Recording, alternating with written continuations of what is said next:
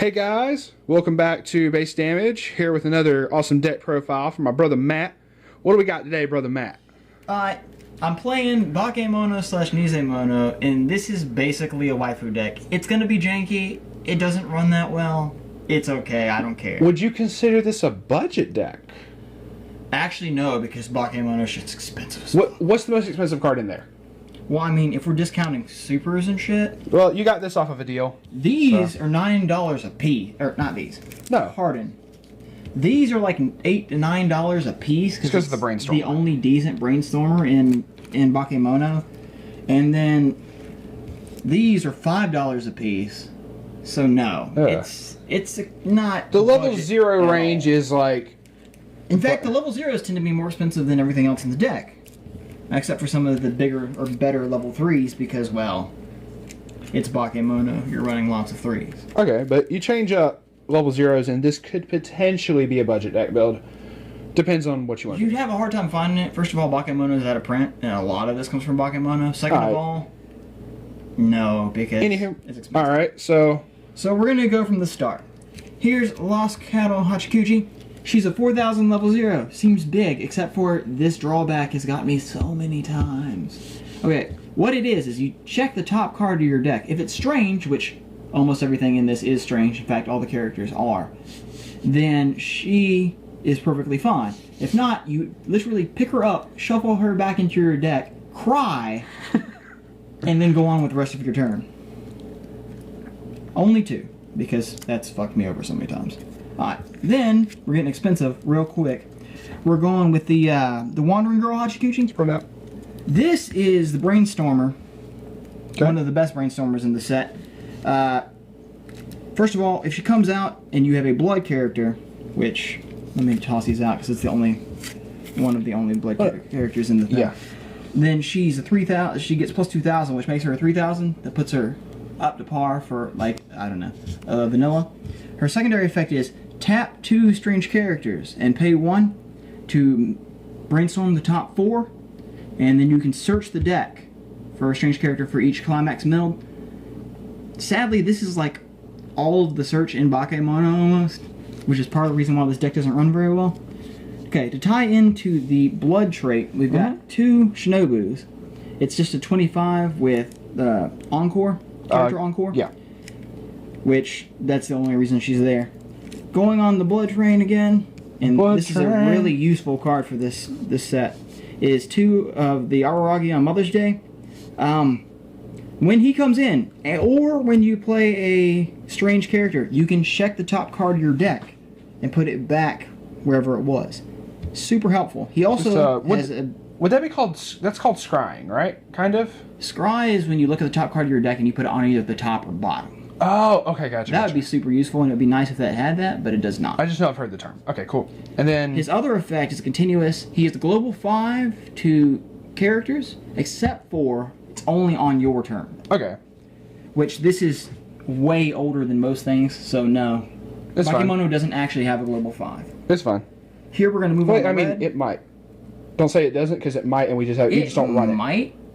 But anyway, if I remember correctly, it probably does for a different color, but not for this deck. Yes. Or for a character I despise. So people don't get triggered. Yeah. Okay, then we've got 4 of Big Backpack Hachikuji. She is a level 0 verser, because I know there's more than one in this set.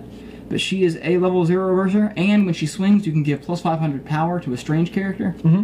500 can save you. It really can. We've got 2 Promise Exchange Hachikuji. She's a little weird for level 0. Her experience effect is if your experience is 4 or higher. So this isn't going to kick in until way later in the game. This is a... Well, for me, it usually goes off at level 1, but I don't use her as much as I used to. How do you go off at level 1 when it has to be experience of 4? Pardon, level 2. There you go. Because I'm keen on dropping a level 3 into first level. Yeah. But... Sorry to call you out on that. It's fine. It's fine. I realized you flubbed it. I did. Sorry. The pain. Yeah, I know. You're about to see why I said that. Yeah. When she comes in, you can salvage a character, but you have to swap a character from your hand. So it's hand fixing. You're hand fixing salvage basically, which is really not that great. If the experience matches, you can do that. Okay, cool.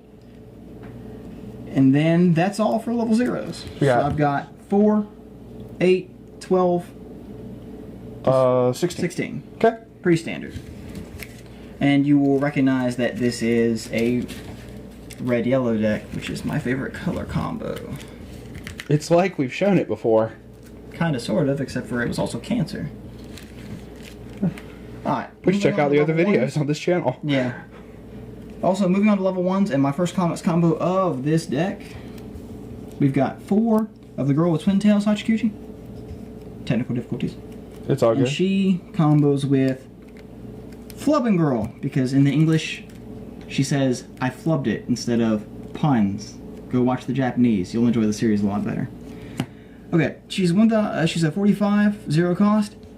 She has an experience effect, which I'll get to after the first effect. But this is a blind stock, boo, but oh well. Blind stock, 1 soul across the board. And her effect is that when it's there, she gets plus 6,000 until end of turn. But the drawback on that is, during the Encore step, she actually gets shuffled back into the deck. She gets big. She's a 10-5 coming out. She comes out, punches something in the face Yeah. like One Punch Man, but then she disappears. And then she gets lost going down a dark alley or something. Yeah, I know, right? But the experience. Her experience effect is if your experience is 2 or higher, whenever she reverses a level 1 or higher character, which can happen because, well, 10-5, I can take that character and put it on top of their deck. Also, when running against something like Kantai that tends to have lower power levels, I have just gone, okay, cool, put your shit on top of your deck. Yeah. Though that is... It also helps confirm damage later on if you're trying to set up for stuff, yeah. Which definitely combos with my other climax combo that you'll see in a moment. Then I've got 4 of Battle Ready Senjo Gahara. This is level 1, 0 cost, because I don't like paying stock until later on. 5,000. She has 1 ability, and that is you can pay a stock, and you can do this multiple times. You can pay a stock. For each stock that you pay, she gets plus 1,000, and she gains the ability until end of turn when she reverses a character, period, any character. I can put that character on top of their deck. Which this is great for getting climaxes back into your waiting room. He likes that sending everything to the top of the deck effect, so it's good. Yes. Okay. Alright, and then we're moving on to yellow here. I've got 4 Words of Courage Hachikuji. She's a 6,000. Her only drawback is that when you top check, and if it is not a climax, it goes straight to your clock. If it's not a strange character. Or if it's not a strange character, pardon. It goes straight to your clock. Which some people would only run... I do not see that as a drawback with a free 6k. I take 1 damage. As long as you're not playing that at level 3, you're fine. Well, that's why later on I go ahead and search out anything but those. Yeah, so that's 12. Yeah. This is 12 and then 4 for the climaxes. Okay. It's all good. Yep. We're moving on to level 2s. Now, I'm running an event, which is a little odd, but called Tongue Twister. Got 2. This is level 2, no cost. I can search my deck for a strange character. Seeing as I tend to take a lot of damage because I'm not so good at getting cancels, which sucks. You like to throw down as much damage back in return as possible. True. I tend to refresh somewhere into level 2, usually. Okay. So, it's great for searching. It's not that great of a card overall, but you have to hand fix where you can in Bakemono because there really isn't a lot. Now, moving on to the very big climax combo that this deck is built around, we've got usual parting Hachikuji. Spread that out so that like both pictures can be seen because that's the SR and it's a little harder. I see what you're saying. Okay, cool. Alright, and she combos with I Flubbed It, which is another. That's why I said earlier. Combo. Ah, you flubbed it. Yeah. Yeah, when they did the English, she says I flubbed it. Anyway. But, the climax combo is draw a card plus 2,000 and a soul, which is whatever. The climax combo is whenever she swings, if this is here, you can pay 1 stock and put a card from hand into your clock, which hurts, but you can throw 5 damage. I can't tell you how many times I put a damage on top of someone's deck and then the 5 stuck because of the 1 damage I put on top of their deck.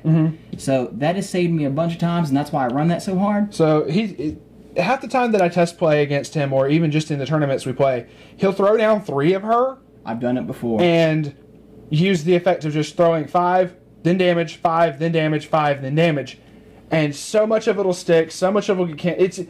It's that double-edged sword thing, but I've done 25 damage in a turn, and you've canceled all of it. And I've also thrown 25 damage in a turn and taken a guy from level 1 to dead. Yeah. So it works both ways. This is a very high-risk deck, which makes me hate myself a lot. Well, just the level 2 is high risk more than anything, but either way, it's really fun, and it's amusing as fuck when it sticks. So when you're behind, you don't have to worry. You just also have to pray that it sticks. I know, right? Which, if you've watched any of the other videos, you'll hear me making reference to throwing backpacks. This is the deck that the throwing backpacks I throw jokes come backpacks from. all day. Okay. So we're running 6 level 2s, the 2 of them are events.